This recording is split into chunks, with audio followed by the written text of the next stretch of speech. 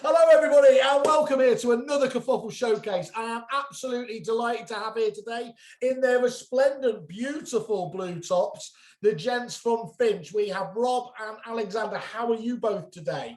Hello, absolutely fantastic. Thank you, Simon. Yeah, very well, Simon. Thank you. Good to be here.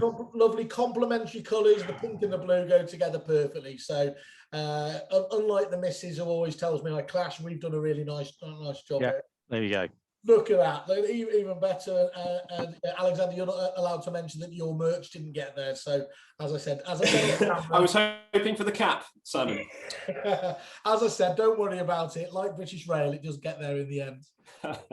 Okay, gents. Look, I think what would be really useful just for here is what we like to do is just get to understand, you know, a little bit about the business here. We'll go into some more detail in a couple of minutes, but it'd be really interesting just to understand from your point of view. Give us a bit about your background and about the company. Obviously, the company's just launched relatively recently, hasn't it? But already you've got some. We'll come to later. You've got some really exciting first few clients on board, and I think you've got a pretty interesting tale to tell. So, would you mind just giving us a bit of background just to kick things off?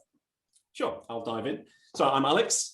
My background professionally is entirely PropTech, I suppose. I left university and cast my job net back in 2008. And I found a little software house that was developing a CRM solution for some national scale estate agents called CML Software. And I started at CML Software as a software technician and developer. And accompanied the software development director, Paul McDonald, in actually building the CML Radar CRM.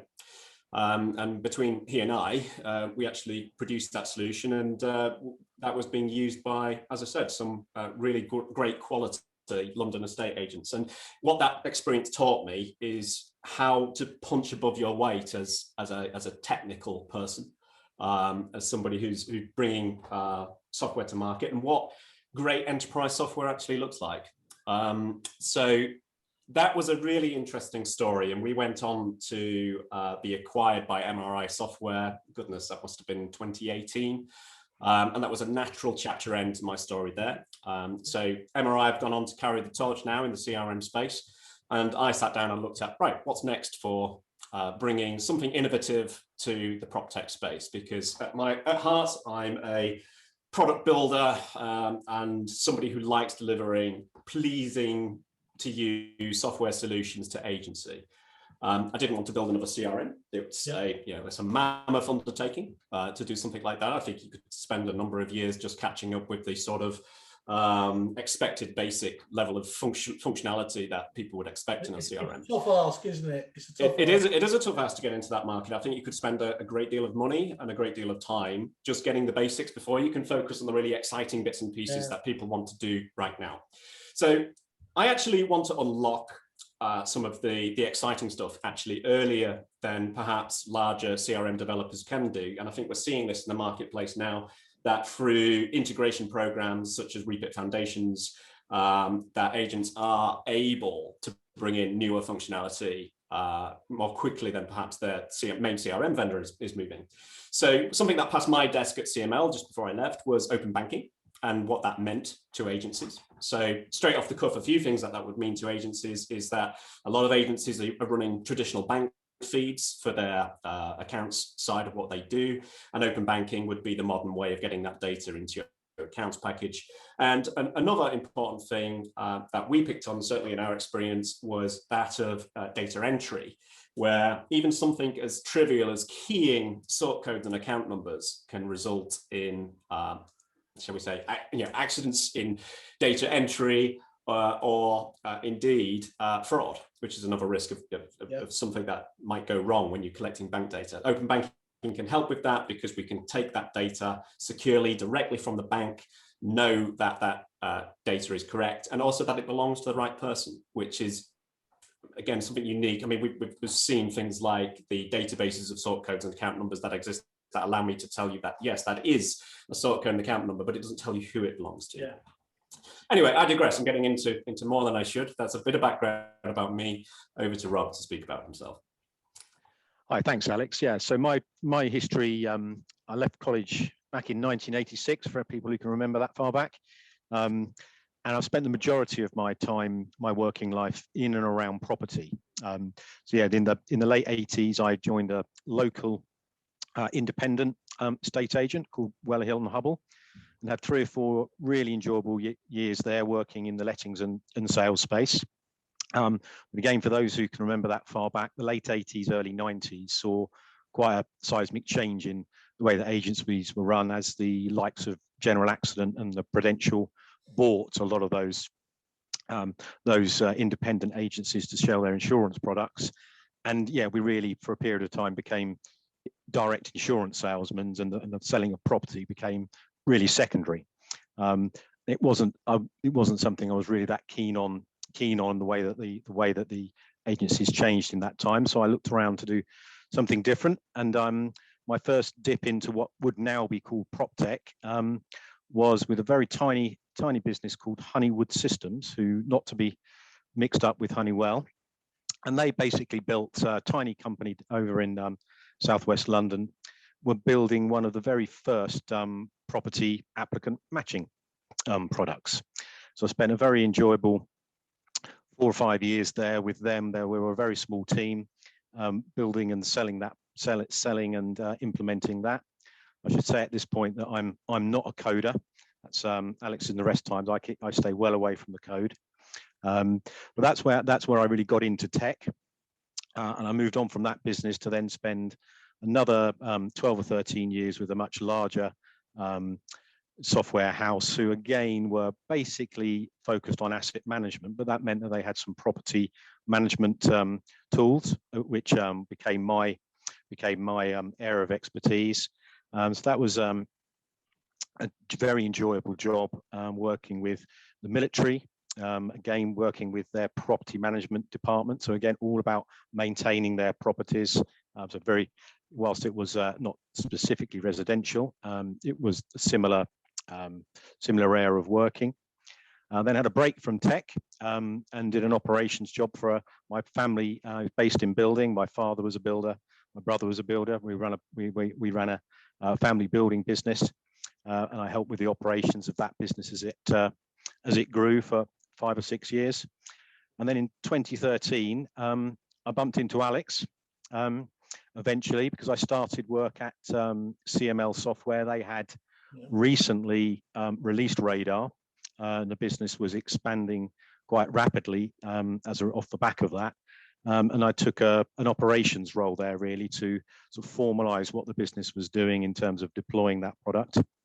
And so I was just really coming up to speed with where Alex was. My journey was very similar there. We worked as part of the management team to build that business, which, as Alex mentioned, was acquired by acquired by MRI, and again came to a sort of a natural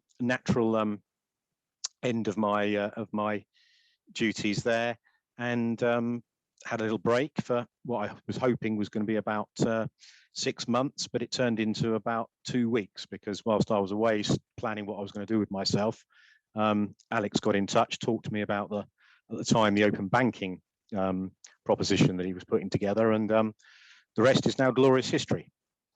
So good stuff. So I think what we need to establish here as well is that you two have been around the property scene for a good long period of time. This isn't about ivory tower techies coming in and creating solutions for problems that don't exist. I mean, I can certainly validate for those people that don't know, CML was known as the absolute, top end product, wasn't it, on the letting side? I know Repit went down that lettings and accounts route, but we always felt as you as the almost sister company on the other side, didn't we, in terms of had a lot of mutual clients where you handled that very complex property management and account solution. We did indeed. We were referred to by some as the Rolls Royce of CRM systems, particularly in lettings. I think we had a good recognition around that. So that's really good. So you bring with it a lot of obviously gravitas there, a lot of experience, and that's really handy to know, because people obviously want to know that before they start investing too much time, because on the face of it, obviously, a lot of different solutions can be, let's face it, a lot of prop tech isn't overly expensive, but actually the experience can be quite costly if you get a wrong one, can't it? If you don't spend your time getting the right partner, yes, it might not be just too many pounds on the bank account at the end of the day, but you just waste a lot of time. So that's the one thing that everyone has in precious little regard these days, don't they? Well, that's absolutely right. I mean, the time to implement a system can be large, both in terms of time and cost, particularly if what you're considering is switching your core CRM and accountancy software. That tends to be a year's project for larger agents to actually embark upon and complete. So absolutely, Simon. Good stuff. So talk to us then a little bit in further about the detail around it. So what's wrong with the way that data is being collected from customers, landlords, tenants, and suppliers today? Where's the issue out there? So this is about how we need to communicate with our clients as technology evolves around us. I think more and more transactions will be completed on a fully digital basis these days. And therefore, the way that we communicate with our clients needs to evolve alongside that. So a lot of communications will occur by email. So, for example, I might be onboarding a landlord, and I might ask that landlord to send over some bank details. And if I do that by email, I'm already opening myself and my client up to the threat of potential fraud. Now, I think agents probably have good internal controls over their own security, but what we are seeing is an increasing risk now that the end client, such as the landlord, has become a security threat to the actual core corporation. And what I mean by that is that the security threat is almost miles away, because it happens in the form of data leaks from other larger organizations. Such as LinkedIn might leak millions of usernames and passwords, which then get collected by hackers. And then automated scripts in the blink of an eye process all of those, log in to landlord bank accounts, log in to landlord email accounts, and are able to pass through and read all those emails that landlord has sent and received, and then collect from that the fact that you were interacting with a specific agent. And it's from there that I can do something known as spear phishing, where I can impersonate a given landlord and actually call up that agent and say, right, I'm Mr. Joe Bloggs. I transacted with you a week ago. Here you go. You can see that I know the bank account details. I know the property address. I know the rental amount that we agreed. I've got a copy of a contract, for example, that was signed 2 weeks ago, and I need to change my bank details to something else. So it opens me up to the potential for socially engineered fraud. If we're communicating by email. So it's quite a risky communications channel.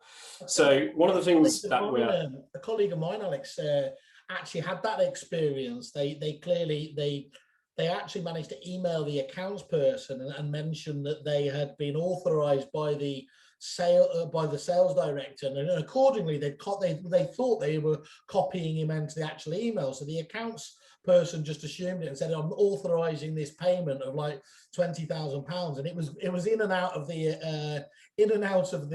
what's it before it'd even known about it, and it just disappeared the minute that they obviously started investigating. There was no trail at all. It's a staggering, what do you call it, spear phishing?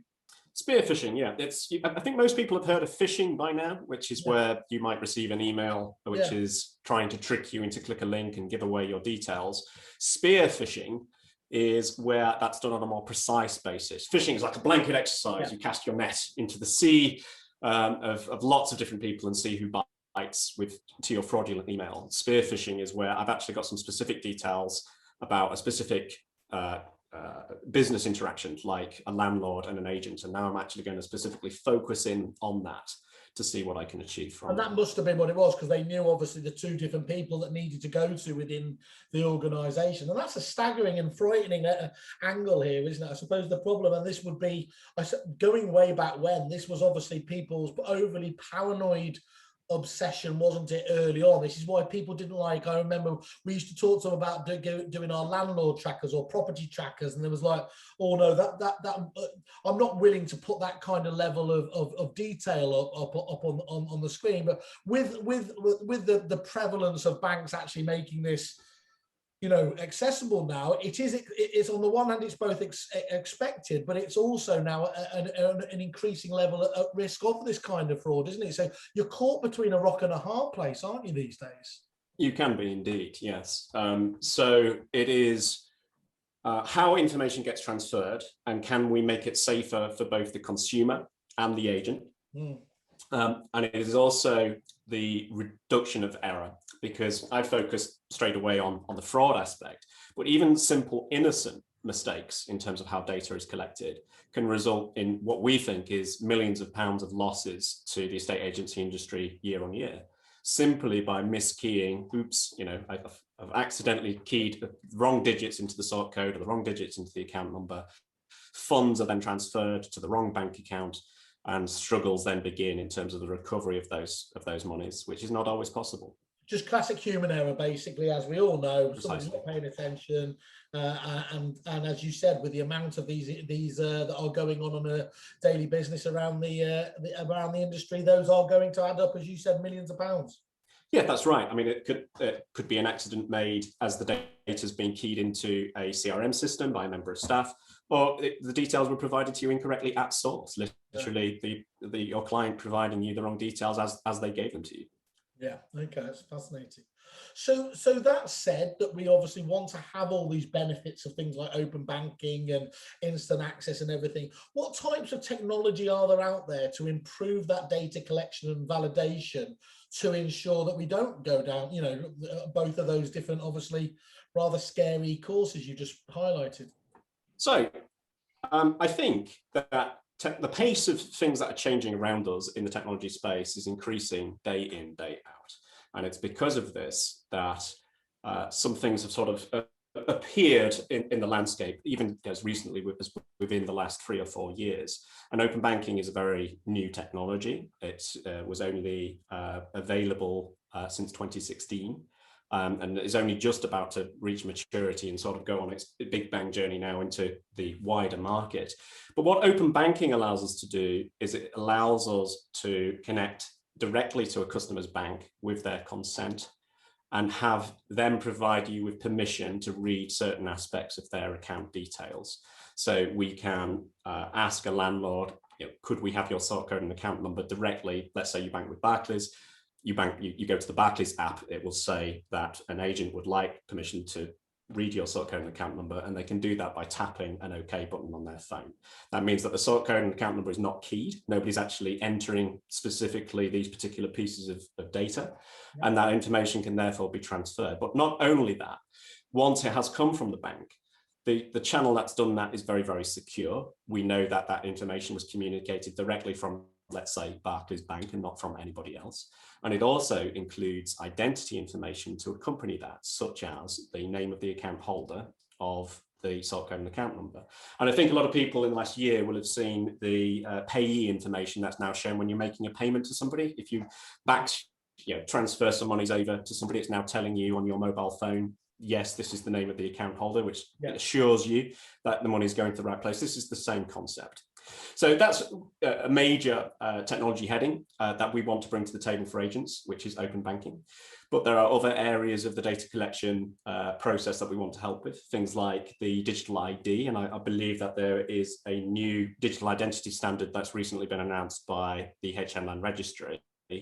And that there is a practice guidance now around being able to meet a standard where if you can collect ID securely and properly, that HM Land Registry won't seek any recourse against you in the event of fraud or any issues with your transaction. So what we would like to do is also bring technologies such as AI to the table, where we can collect an identity document such as a driving license or a passport, compare that against your likeness. So I basically have my phone, I can take a selfie of myself, or maybe I'm on a laptop and it's on my webcam. And we actually then compare those pieces of information together to verify that they are correct, and it's you who's filling in that form. By doing so, being able to meet this identity standard. That then ranges into things like reading the smart chips that are included on documents like passports, such as the NFC, near field communication chips that are in the biometric passports that the UK issues, for example. That can confirm remotely that a document is genuine without having landlords or tenants or whomever it is having to go into the office to actually verify that that's a genuine document. So it's something that we can now do on a fully remote basis. Wow. That's a couple of examples of some technology, and I think starts to bring us closer to what we're trying to do at Finch, which is to bring these things together into a process that our customer can define as a digital transformation experience. I can define what steps these things occurring. Do I want to collect the bank details up front, or do I want to do it at the end? What information am I going to convey along the way? And wrap it all up into a single process. So for example, if I want to onboard a landlord, I can collect all the standing data about that landlord, collect their bank data, verify their identity, and also sign a contract at the end. So we also have an electronic signing piece as well. So that's a little bit of an intro into some of the technologies that are available. That's really interesting talking about that. Obviously, just the way that, it's this twin thing we come back to again, isn't it? Where there is a convenience angle here, but it's got to be done. It's got to be done in the right way, hasn't it? With that security at every step of the way that you've been highlighting there. You mentioned there as well a few times the kind of the workflow. The minute I hear workflow, in my head, I always feel complexity. How quickly and easily can you actually set up these workflows in the software? I'll take that one, Alex. I think probably the first thing before we answer that directly is just to really understand a little bit more about what we mean by a workflow. So what can you use it for? So Alex has talked about onboarding a landlord, and I think most agents would understand exactly what that means in terms of collecting basic information about that landlord. But a workflow can be effectively anything where you want to bring some uniformity to collecting information or getting approval for something. So in its simplest format, a workflow could simply be, I would like to collect the bank details from a landlord that they want their rental to be paid into, and that effectively would be a three-stage process where we would verify their ID, we would ask them to supply their bank details by connecting to open banking, and then submitting it to us. So that would, if you like, would be a three-stage workflow. A workflow could be deposit return, where we are creating a dilapidations document. We're sending that off to the tenant. They are confirming that they're happy with what's been agreed. We would again want to verify which account they want their deposit to be returned into. Again, we would want an e-signature at the end of that process. So again, that would be a very simple one.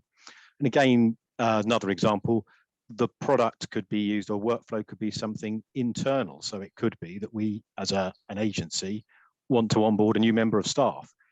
It's just another workflow where you want a different set of questions. So in its simplest format, let's take a practical example. If we roll back over a year when COVID first hit, we had the relaxation in the rules around right to rent, rather than it having to be face-to-face, agents were allowed to do that online.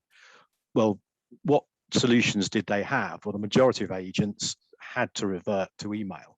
So just simply sending out an email saying, please upload me a copy of your passport, etc. If we had the product live 12 months ago, within 24 hours, we could have deployed a workflow that simply said, log in here securely, and then upload A, B, C, D documents and answer A, B, C questions. So that's the sort of length of time. And how can we do that? Well, the key to what we've delivered is that Finch is based on a no code, no developers platform. So for the uninitiated, and I used to be one of these, what does that mean? So no code, no developers means that we can deploy these workflows without having to talk to getting a developer involved. Why is that good? Well, developers are normally scarce in terms of they're very, very busy, and they're normally very, very expensive. And also, if a developer has to get involved, that normally means they've had to cut some code, which means that we've had to deploy new software. all of which takes formality and takes time. So yeah, no code, no developer means that we can deploy it. We can deploy it very quick. That's right, Rob. It's a modular building block system where these elements, these technology aspects that we want to bring to market earlier, such as open banking, such as AI, all these fancy bits that we want to bring in, we can drag and drop those into a customizable workflow.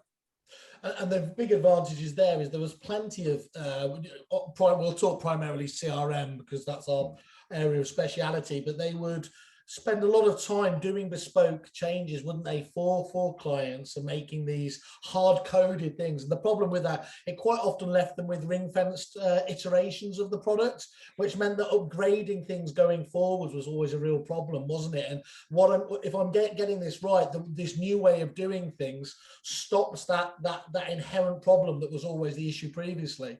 That's absolutely right. I mean, yeah, I could talk about that for a long time, Simon. Yeah, it was a classic issue, certainly in 2010 and beyond, that you would come across this fragmentation of software products, the actually bespoke builds being created for certain clients that work a certain way.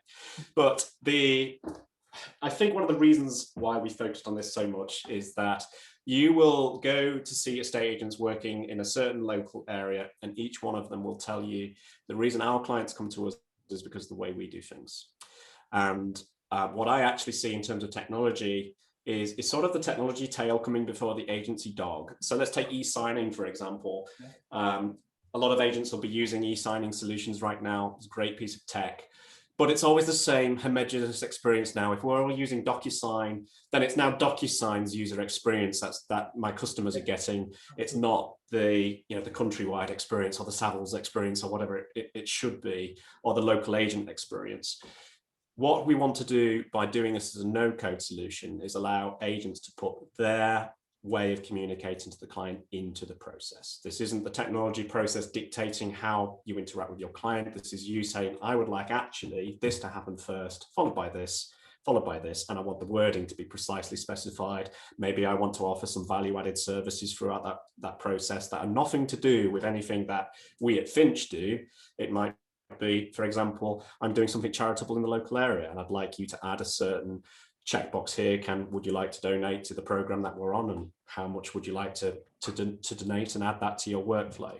It's how you want to interact with your customers, and it's that emphasis that we want to bring to the market with what we're doing. It's one of the laziest things that agents criticize technology for, isn't it? Is that it does depersonalize. As you highlighted, it homogenizes whole elements there, but it's actually there has been a bit of a degree of truth in that in the past. It's funny you talk about kind of the DocuSign approach, isn't it? And then famously when you're getting walked through a DocuSign, famously there follow the yellow tick road methodology, and it's then, as you said, it's less about you, and it's like, do you really want to be pumping, well, this is the Uber way of doing things, this is the DocuSign way of doing things? Putting your personality back into it has to be about reinforcing that purple cow, this is why I'm different ethos, doesn't it? Yeah, I think so. No, Rob, over to you. Well, I was just going to say, yeah, it's very much. This is not a white labeled Finch process, which is we're sort of really key. It's key for people to understand. You will not get, this is the Finch way of doing things, and it's been very interesting with our early adopters. So, for example, both of our early adopters have chosen to use landlord onboarding as one of their first workflows that they both implemented. And I'm not saying they're completely different. They obviously deliver similar things in terms of, at the end of the process, they're both getting a signed set of terms and conditions. But one agent has 10 steps in their workflow, the other agent has nearly 20, because they just decided that they want to collect information at a different point in time. And you wouldn't look at that and say that's a Finch workflow, because you can't. It's not just how Finch operates with a particular agent's logo on the top of it. So that's really important then. So you've really got a hand-holding ethos here to help them interpret the way that their processes work, and then reinforcing that through the software itself, really, rather than the other way around. That's a great point, Simon. And actually, in terms of the onboarding process, what else do we offer as well as just delivering the tech? Then yes, again, most agents will have these types of processes in place. Obviously, they are doing the job, whether they're doing it completely hydraulically or whether they've got a halfway house or whether they already have a digitized process. And part of what we do when we look at how they're currently doing it is say exactly that. How are you currently doing it? Give us that process and we review that and come back with this is our first draft, if you like, of how we think you can produce a better experience for your customer, because we have experience in doing it. So we are looking to bring that experience, as you said earlier, of working directly in agency, in my case, and in Alex's case, directly with agency clients. And we understand the types of problems that we need to overcome. Understood. So give us what sort of types of processes can be digitized and optimized using your workflows?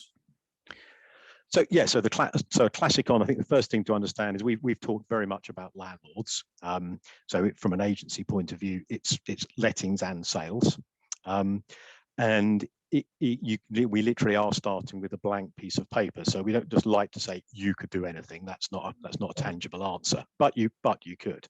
But yeah, landlord onboarding is a classic example. I want to collect that information. I want to validate the data as we go through in terms of open banking, in terms of looking up and confirming addresses. I would like to sign that document at the end. Deposit return, I've mentioned. Another one that some of our early adopters have used is marketing approval. So again, you'd always want to get those signed off. So a workflow can simply go out with a copy, obviously recently, a copy of the virtual viewing, copy of the window card, a copy of the particulars, all of which need to be signed. For example, as they work through the video, they can put comments on that, and that all comes back into the solution. We've mentioned you could, taking it to its nth degree, you could build a complete tenant onboarding workflow. There are lots of examples of platforms that are built specifically to do that, but it could be that complex. Another thing to mention is one workflow could automatically kick off another. So, for example, we could have a workflow that requests certain information. We may allow the landlord to, in this example, not to provide all of the information, and we would then warn the agent when that comes back in, which could then kick off another workflow to say you weren't able to provide us with that information when we asked for it the first time round, but we do need it before we put the property on the market. Some of the trickier things like the proof of ownership from the land registry and things like that. Yeah. You might not be able to get that up front, but you do want to do it to get your let into motion. So you might choose to collect that a bit later. Really, really important that, so that they don't have to just be distinct. They can daisy chain through to another and really create part of a whole process, not just one in a tiny element of what they're doing. Yeah, that's absolutely correct. So, I mean, example, we have what we call a document uploader workflow in terms of the template. So I mentioned earlier, we start with a blank canvas when we talk to a customer, which we do, because we have a whole set of examples, so we can put a templated workflow in front of somebody. And again, a very simple one might be a document uploader. So if in the first instance they have been unable to provide us with a copy of their land registry document, we can trigger a workflow which simply asks them for that. So what's the difference in just sending them an email? As Alex has explained the dangers of an email earlier.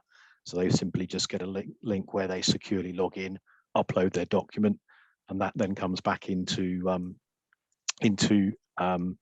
what we call the Finch vault, which is basically the secure repository where all of the information that we collect is stored. Yeah, a workflow can be as long or as short as you wanted it to be. So we keep talking about onboarding, which is fairly longer workflow, but you can also have very short workflows, such as I just want to sign a document, literally it, just like DocuSign. I just want a document to go out for signing. Well, that is a very simple workflow. I just want to collect bank details using open banking. For example, for the classic kind of, I'm changing my bank account, please, Mr. and Mrs. Agent, I'd like to do this. You send a workflow out that says, right, okay, let's do that securely over open banking so that that data is collected with the proof of ID behind it so that we know that the name of the account holder matches who they say they are when that change of the bank account details is done. So I'm guessing, I mean, the problem is you can just do so much with this, can't you? But is the key to getting started with, you know, is literally just making that first one, getting the first workflow, and then building from there? Yes, I think that's absolutely right, Simon. I think if we talk to a particular business who's interested in what we're doing, they will normally have a particular current pain point, and that might just simply be as a result of the tech that they're currently using. It just could be particularly because of the way that they currently want to operate, and they will identify and say, right, let's just start with this one. And so we would build that one out, and normally once a workflow is up and running, the ideas then start flowing from within the customer in terms of, right, so could I make it do this? Well, yeah. Absolutely yes, if we have the building blocks for it. It's just that conceptual leap, isn't it? Is making what starting to understand it. I'm guessing a bit like what Alex was saying at the beginning, wasn't it? Is if you were to build a CRM now, you'd start thinking about all of the really special things you can do down the road. But you've got to really have the building blocks in place, don't you, to really start making the most out of it. Yes, and I think, I mean, going back to Alex talked about sort of the modular nature of the product. So just to recap and summarize, so currently at the moment, a workflow could, as we stand here today, could have effectively three functions, if you like. So function one is it can simply collect raw data, yep. Where they can type in free text or answer questions. We can do validation against other sources, i.e. open banking, address lookup, land registry, and we can sign documents. So as in the fullness of time, additional modules may come along which we can build into those workflows. And that may well be as a request from a particular customer. Alex has already talked about ID verification and liveness checks. I think the other piece that's just worth mentioning in terms of why would we want to do this and what areas may we focus on. Certainly some of our larger corporate customers are very focused on compliance and audits. And obviously I remember a particular conversation when we were doing our research where an agent said to me, well, yes, we recognize that we do a lot of this in email and we've got all this rich data in email, but we have a policy that says that once it's been received and transferred to the RM, that the emails are deleted, which is fine. But somebody else on the call then piped up with, but we can't police it. You know, how do you police when you've got 500-600 staff in a business that they have deleted all of this data out of their email? Yeah, you're even an exception, aren't you? Absolutely. So that's the fact that using the secure workflows, none of that data is ever transferred within the email itself, is the key to what we're doing. It all comes back and is only accessible via the vault, which is, as you would expect, audit trailed and password protected in terms of who's physically seen that personal information. Great. And Rob, I mean, all that said, how does the Finch team then help an agent to set these best workflows there? Clearly, we've said obviously focus on some easier immediate ones, but how long does it take? What do you start them thinking about to get the ball rolling? Okay, so if we take let's take two examples then. So we talked earlier about how simple a workflow could be. Yeah. So that literally would be if somebody came to us and said, so if somebody had come to us and said, right, yeah, we've currently had to do these right to rent checks manually. We're allowed to now do them.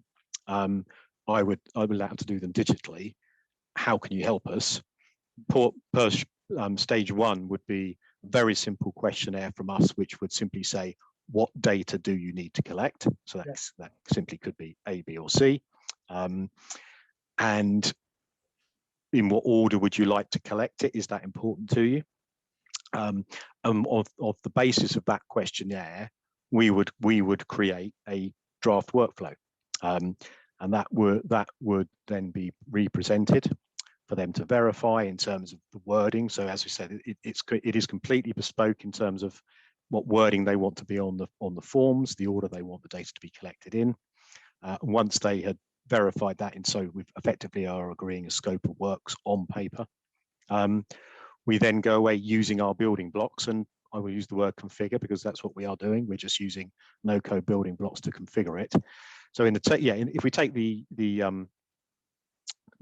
right to rent example, we expect that we could build that from start to finish in under a week, in allowing the agent 24 hours to review a spec. Depends on how quickly they came back. Building that ourselves would, once we actually had the scope of works, would take 2 or 3 hours in terms of how quickly we could respond to changing needs. And then so if we then took that up to perhaps a landlord onboarding, where at the end of that process we've got potentially quite a complex contract at the end. That's something we haven't touched on in terms of perhaps Alex mentioned earlier that we have an e-signature obviously piece to what we're doing. Traditionally, e-sig platforms do allow you, as part of their data, as part of their signing process, to collect data. But traditionally, when that comes back in to the agent, that's in the form of a PDF or just a data dump, i.e., as you know, just all of the data dumped into one field in the database. Yeah. Key difference with Finch is that we collect every single piece of data as a single data point.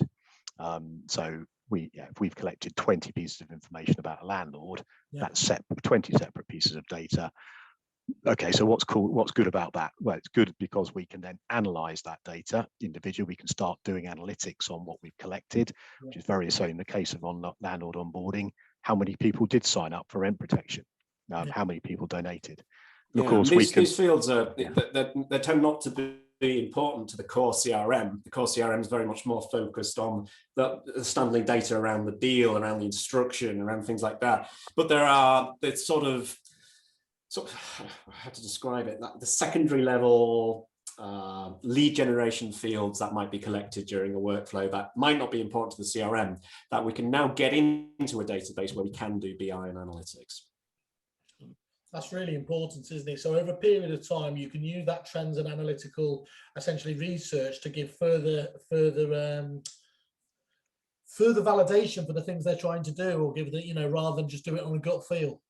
That's correct. That's what we're looking to do. It's another audit trail that you can add, especially in the event of a dispute, whether that's an internal dispute over a commission or something silly like that, it's known to happen, or whether it's a literal dispute with your customer. You have another source now to be able to go back and verify either key information or do business analytics surrounding your marketing campaigns and other bits and pieces of information. But to perhaps go back to the question about how we help, what we bring to the table in particular is our experience in how to do digital well. So we are doing, as Rob has already pointed out, what are you currently doing as an analog process or a paper-based process?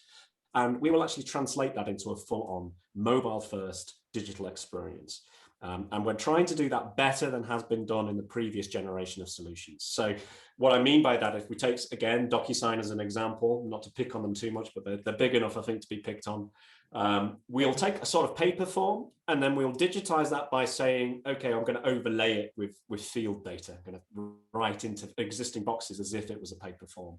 But what if we could properly digitize this so that it's more like a digital experience that you might have been through if you've used any of the more recent government services. There's a lot of things on Gov UK now that you can interact with, where you'll go through a process and ask a certain number of questions and get a result at the end, and things like the NHS services that we've seen more recently.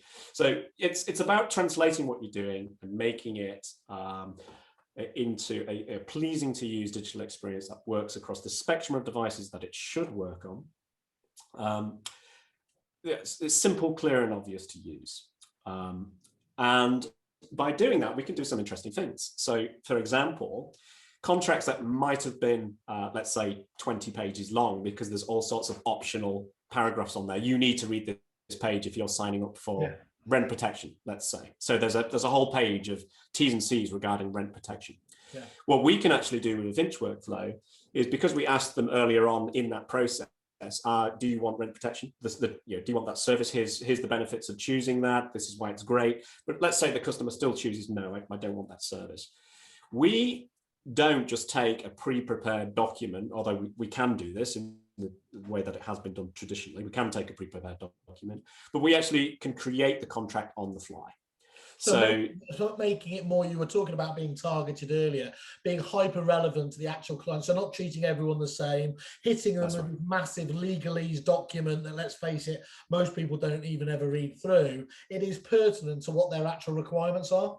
That's absolutely correct. So in our contracts, if the landlord says, I don't want the rent protection process, their contract is simplified down to one line of text in that particular block that says, you did not opt in to rent protection, our rent protection service. And there's a lot of, regardless of whether they are actually using legalese in there, there is a drive towards being more clear, concise, more plain English, isn't there, in these other things? So that can only be seen positively from the consumer point of view.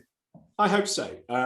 That's one of our objectives, and I believe that this reduces the need to iterate in the event of any problems with that document production. So with the previous generation electronic signing systems, if there is an issue with the document because there's the wrong terms on it, the wrong fees on it, I have to revoke that document, re-merge that document, reissue that document. Whereas with our service, the landlord can simply go back through the questions that they were asked in their workflow, make different choices through that workflow, and have a brand new contract produced for them there and then. So Alex, Rob, who are the agents that are most in need of your services, do you perceive, and how would they know that themselves? I think in terms of, if you like, size of agent demographic, I don't think you could pick on any particular one. They're all trying to deliver best services to their customers in the way that they want to. So we were saying, would this product suit the likes of Savills as a one-man band? I wouldn't think you would say one over the other. Apart from, the only thing I would say is that for smaller agents who perhaps have less formality around their tech already, Finch, because we do bring the data back into a if you like, a pseudo CRM. You know, we're not a PropTech CRM, but we do allow them to actually bring that degree of formality to their business, which would be a byproduct of actually in building the workflows into what they're doing. That makes sense. And as we're going through this as well, is we're talking very much here, obviously, from the agent's point of view. But there's got to be a huge crossover here with suppliers that you must be thinking we could be helping out there. Or certainly, as it's going through my head, I'm thinking of a couple of different options. Have you got a fairly open relationship or approach to dealing with other third parties? How do you see that side of things developing? I'll start on that one. Because our background is PropTech, our entrance to the market with this product is PropTech orientated, and the way that we're going to market is through the channels that we know and working with the people that we know. But as Rob said earlier about our product, this is a no-code, general-purpose data collection platform. So we're absolutely open to talking to other market areas about how Finch could help them as well. Because I can see that there must just be so many different iterations of how you could help out, because these pain points exist. Not just, they're often multiplied in the suppliers world, aren't they? When contrasted with the same issues. Absolutely. I think that on the point I was making earlier about being able to use it internally, one that I missed off the list, which you've just hit on, Simon, is suppliers. So in terms of an agent managing their suppliers, I know again from our time in PropTech, most CRMs will have some sort of repository for recording their supplier information, as you would expect. When they onboard that supplier, they want to go through the normal processes of checking their insurance, checking their identification. You can use Finch to build a workflow to onboard your suppliers. Okay. So it's very, very flexible from that point of view. And talk us through what are the kind of new features you're looking at over the coming months. On the tech side, I guess that's with me.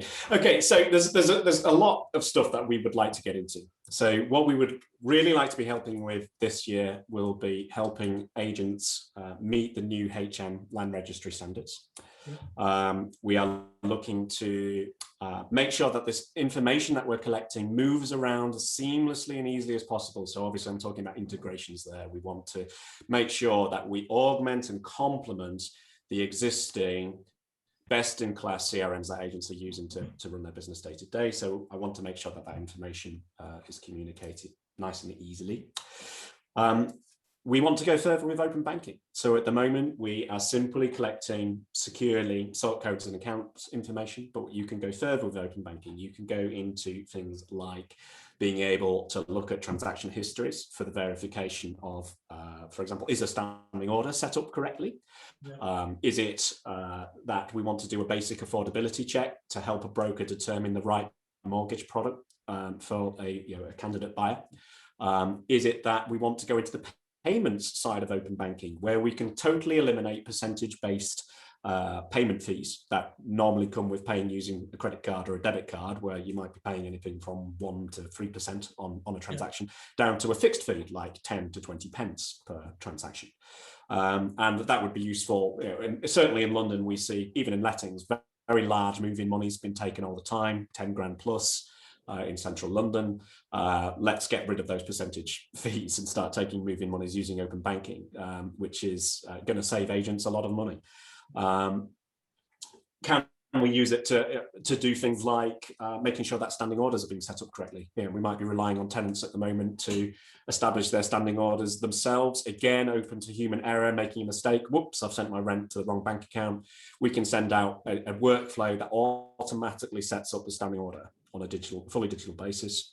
And also, just general traditional payments as well. If people want to take monies using credit cards and debit cards, sure, let's go for a payment gateway and do that as well.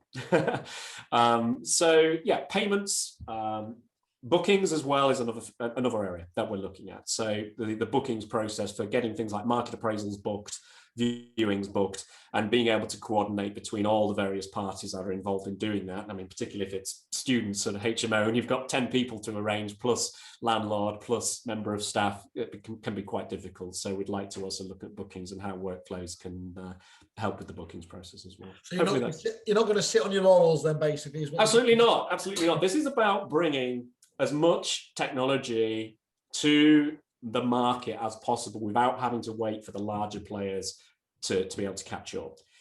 It goes back to that soul of, let's not compete on these areas where you do need this stable platform of maturity, 5 years worth of development to get a solid CRM, but rather let's help those systems do the things that are not core to them, like these digital interactions that occur between business and customer. It's very exciting. It's really, to be able to drill straight in and get to those kind of the quick wins, as it were. That there is going to be a lot of benefits from the agents. It's why I asked the question before. The only reason I said is I can see why the challenge will be the same for small agents or large. But equally, the payback for those agents with larger operational, setups that are obviously do have a lot of process, they're going to get a real ROI payback on this, aren't they? Really hope so. I think for the larger agents, every 5 minutes saved really adds up pretty quickly, both in time and cost. And then for the smaller agents, I've got to say, I'll be completely open. For Rob and myself, our background is really working with the larger corporates. So we don't know the smaller agents so well. But what we're doing through this process as a startup, which is really interesting to me on the journey, is being able to have the opportunity to get to know the smaller agents. And what I'm particularly interested in is I hear from smaller agents who tell us, well, actually, we're just using Google Sheets to manage the entire business. And it feels like when they look at Finch, what's been said to us, which really excited me, a piece of feedback which I heard, which I loved, was, by using this tool, this is getting us a little bit closer to as if we had a proper, quote unquote, proper system like Reapit, for example, in our business, Yeah. and it gets us along the way. But yeah, we're not ready for Reap It yet, but Yeah. we could benefit from this. So I'm interested to see that niche explored as well, for how smaller agents can utilize this to get them off something as basic as Google Sheets, but into a better blend of formality. I think it's a real eye opener. That is certainly coming from my world. Obviously, when you used to talk about, well, what are you using? You're using are you using a Desres? Are you using an Alto? Anything else like this? What I firmly came to understand, especially on the lettings side of things, is many people virtually see Excel as their CRM system. That literally is the workhorse that powers so much of their business. And so to be able to get some big efficiency gains from just talking to you guys, and I think, as we spoke about, the larger guys, it's actually not that hard, is it, to look at where there is a lot of process involved, tick, tick, tick. Where you'll see it with the smaller ones is they're more nimble, they're more agile, they will come up with more innovative ways of doing what you're about. So to have both sides covered off within the Finch offering will be, and of course the two bleeding together, will be very powerful. Well, absolutely. I truly hope so. We're at an early stage with our business, and what's fascinating to me is, as I said, having the opportunity now to work with agents both large and small, and see how we can help. Just as you were talking about it there, actually, as we'll come back to the deal in a second here, but we've mentioned them a couple of times, and to talk about you all, you're fairly new, but you've already got two absolutely stellar, well, first of all, 5-star reviews is the key thing, but you've got Acorn Group, Rob Sargent there, and James Stephanie there from Aaron Estates.